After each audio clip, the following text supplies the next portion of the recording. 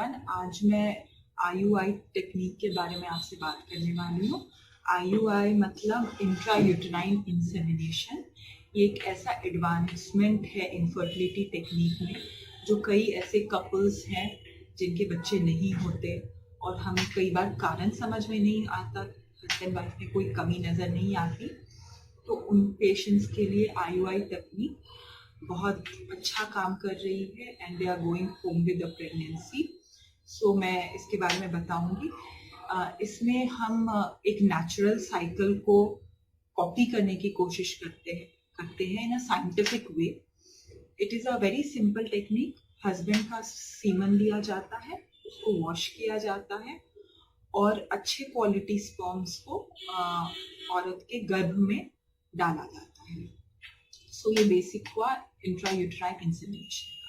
तो ऐसे कौन से कपल्स हैं जिनको इनफर्टिलिटी यानी इंट्रा यूटेराइन इंसेमिनेशन टेक्निक की जरूरत पड़ सकती है?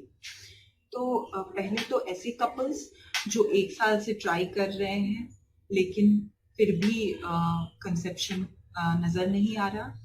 जब हम उनका वर्कअप करते हैं तो हस्बैंड में कोई कमी नहीं नजर आती और वाइफ में भी कोई कमी नहीं है, जिसको हम अनएक्सप्लेन इनफर्टिलिटी कहते हैं। तो in cases of unexplained infertility IUI बहुत अच्छे रिजल्ट्स दे रहा है। इसके अलावा ऐसे केसेस जिसमें एनोवुलेशन की प्रॉब्लम होती है, जैसे कि PCO patients, polycystic ovarian syndrome वाले पेशेंट्स हो गए, एंडोमेट्रियोसिस ग्रेड 1 ग्रेड 2 पेशेंट्स हो गए, या कोई और मेटाबॉलिक सिंड्रोम्स से ग्रसित पेशेंट्स होते हैं जिनको पीरियड्स रेगुलरली नहीं आते, ओव्यूलेशन टाइम पे नहीं होता, तो हम आईयूआई टेक्निक में पहले तो उनकी फॉलिकुलर मॉनिटरिंग करते हैं, उनके एग्स ग्रो करते हैं और फिर जब सही टाइम होता है तो आईयूआई करते हैं। उसके बाद जैसे कि अभी मैंने डिस्कस किया एंडोमेट्रियोसिस के बारे में, तो ग्रेड 1 ग्रेड 2 के पेशेंट्स जो एंडोमेट्रियोसिस से ग्रसित हैं उनमें आईयूआई भी काफ़ी अच्छा काम कर रहा है। एंडोमेट्रियोसिस एक ऐसी बीमारी है जिसमें जो एंडोमेट्रियल लाइनिंग है, जो पीरियड्स के समय वजाइना के थ्रू बाहर आना चाहिए, वो जाके ट्यूब्स में या ओवरीज में या यूट्रस के बाहर कहीं जाके इम्प्लांट हो जाता है और पेशेंट्स को इनफर्टिलिटी का प्रॉब्लम है। इसके अलावा ऐसे भी पेशेंट्स होते हैं जिनको दूसरी वजाइनल इन्फेक्शंस, पेल्विक इन्फेक्शंस या ट्यूबरकुलोसिस, जिनमें कंसेप्शन में प्रॉब्लम आ रही होती है, तो हम आईयूआई कर सकते हैं ऐसे पेशेंट्स के लिए। आईयूआई 15 से 16 दिन का प्रोसेस है, जिसमें पहले तो हम पेशेंट का एंट्रल फॉलिकुलर काउंट और एएमएच वैल्यूज देखते हैं, मतलब कि हमें उसे कितने इंजेक्शन या टैबलेट देने की ज़रूरत होगी for stimulation and for growth of her egg. साथ में हम ये भी देखते हैं कि हस्बैंड का स्पर्म काउंट कैसा है, सीमेन एनालिसिस देखते हैं। अगर for IUI it should be between 15 million to 50 million at least. Below 15 million हम उनको आईवीएफ रिकमेंड करते हैं। तो ये दोनों टेस्ट करने के बाद हम पीरियड के सेकेंड डे से स्टिमुलेशन स्टार्ट करते हैं। वो ओरल टैबलेट से भी हो सकता है या सीधा इंजेक्टेबल से भी कर सकते हैं।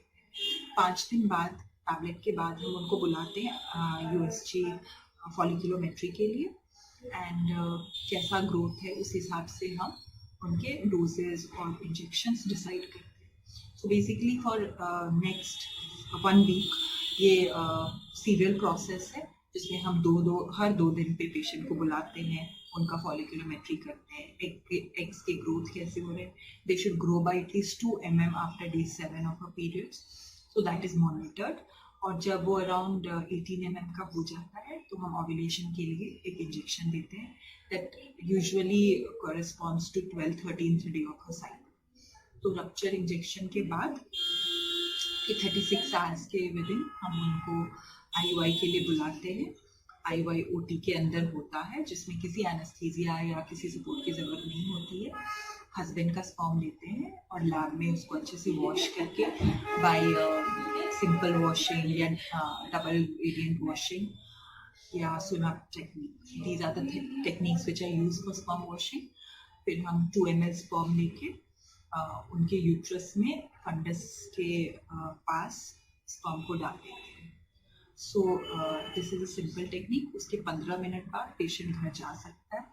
and success rate of IUI all over the world is around 25 to 30%. So it is giving good results. Just copying the natural cycle without a process जो कि बहुत difficult है. एक couple को जो unexplained infertility या ऐसे problems जिसका कुछ पता नहीं चल रहा या और कोई infertility disorder जो कि बहुत simple है, उनको हम IUI टेक्निक के द्वारा हेल्प कर सकते हैं टू गेट अ बेबी.